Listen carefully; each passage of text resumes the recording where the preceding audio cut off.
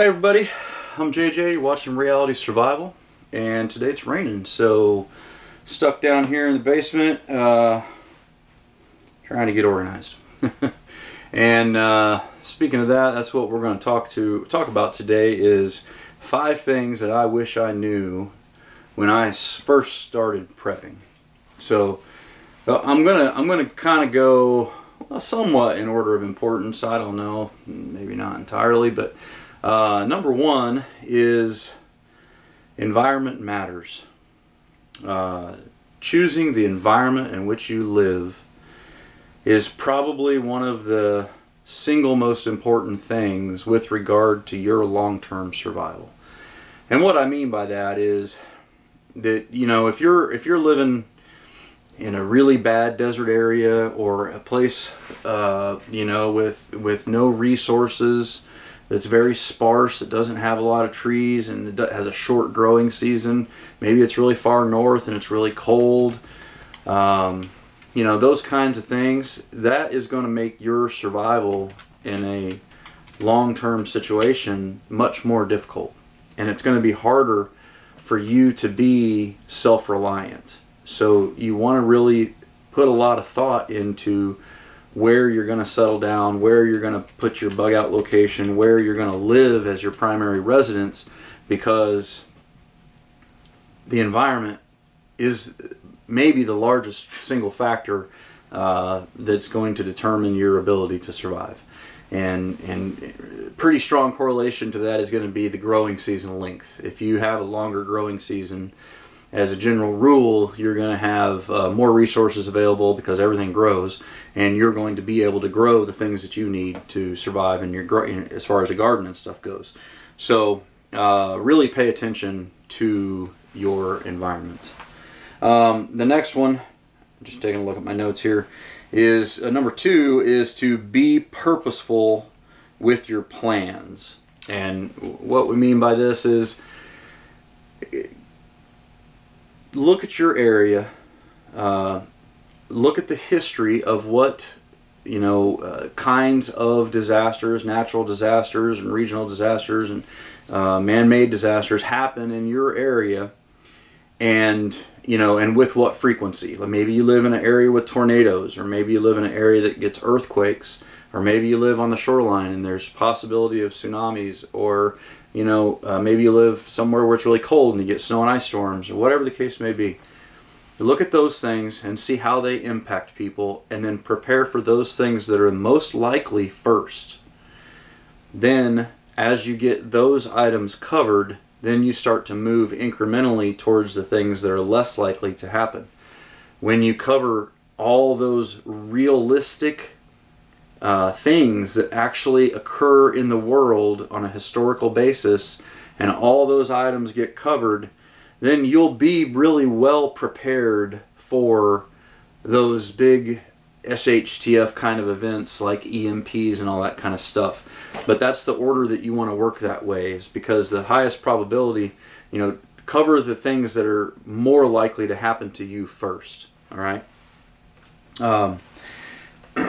With the next one, this is what I'm working on here today. Stay organized. I have probably bought and then lost and rebought the same equipment 15, 20, 25 times. I don't even know how many times.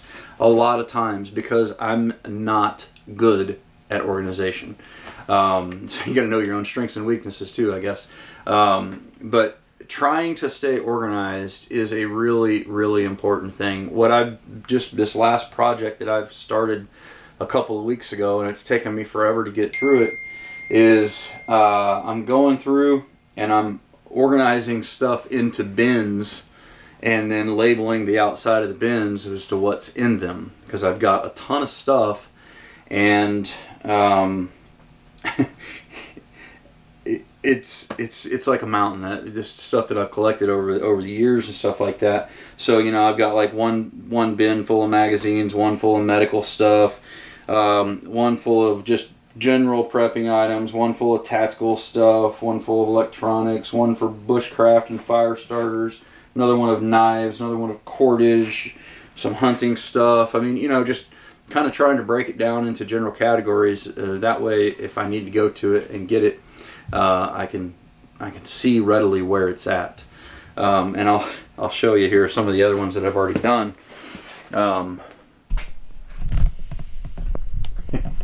So, as you can tell, that's 2 rows. I think that's 2 rows deep. So, there's a lot of them already done, but I have a lot more to go still.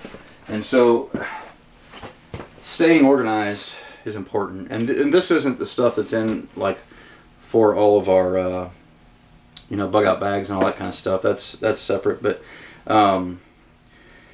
and I don't need this much stuff, right? I could easily go through and clear out a bunch of this stuff. It's just that I don't.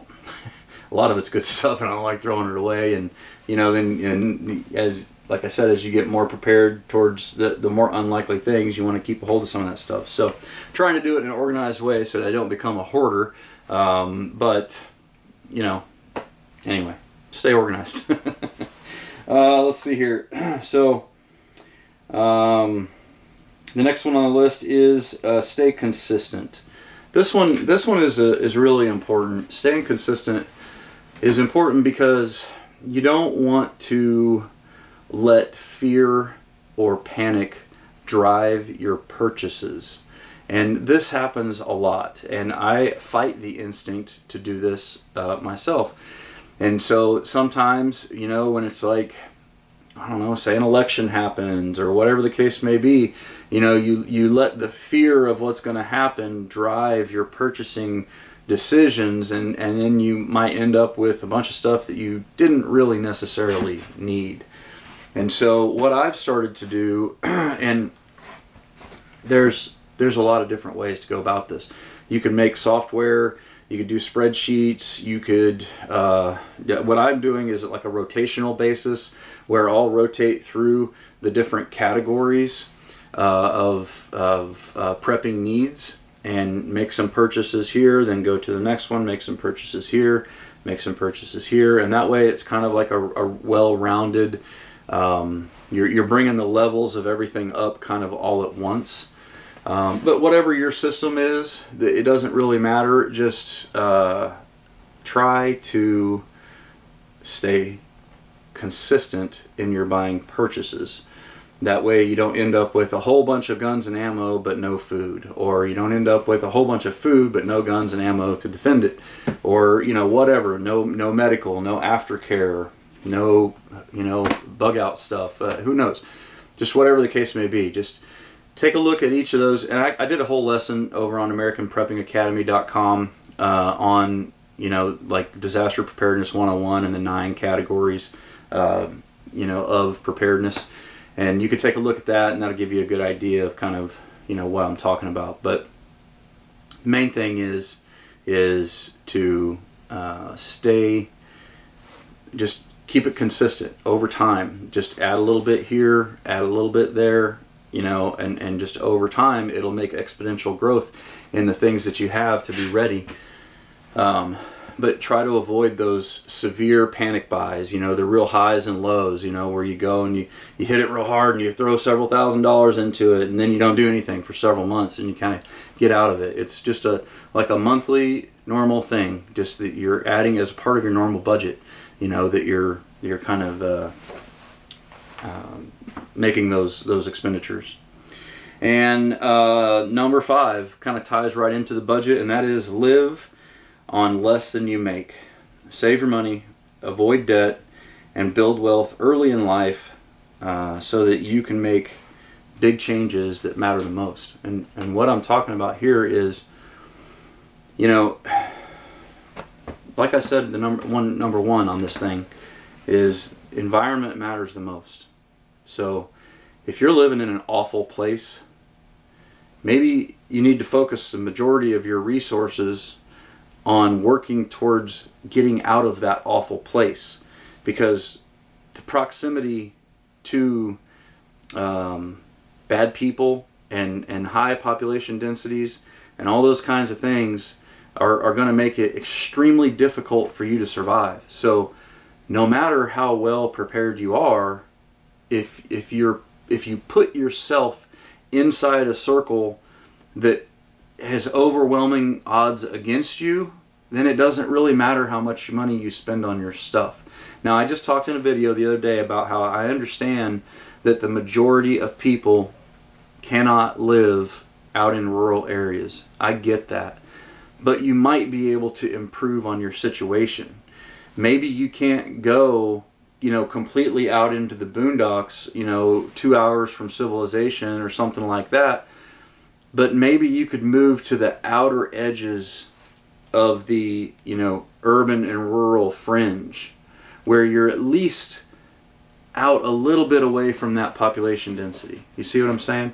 So, and that's what I'm talking about with the big changes. If you manage your money appropriately and you prioritize your actions, then you're going to be using your money in a smarter way that's going to have more impact on your ability to survive. Because personally, I would much rather, if it were me, I would much rather live in a place that is a rural area, that's a defendable location, that's, even if it's within an hour or so of town or whatever, that's fine, and not have really anything as far as preps done, versus living right in a really highly populated, city of millions of people like LA or New York, and have like all the best fucking preps, like if I had everything just stacked, I was ready, I could stay in my little condo for 5 years, or whatever.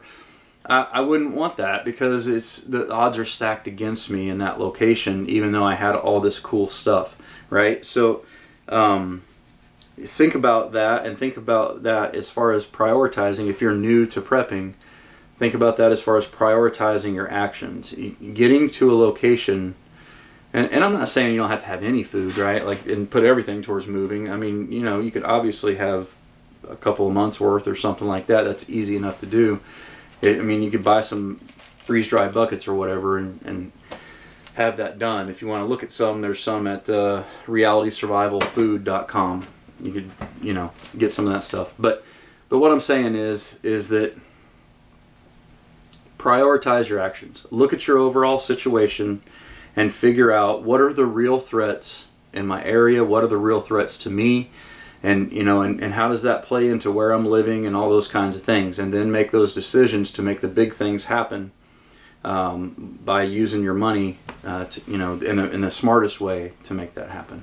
So anyway, I'm not sure if that made much sense. Hopefully it did. I'm just trying to get folks. I know there's a lot of new preppers out there that watch the channel, and people, like 90% of the people that watch the channel are not subscribed.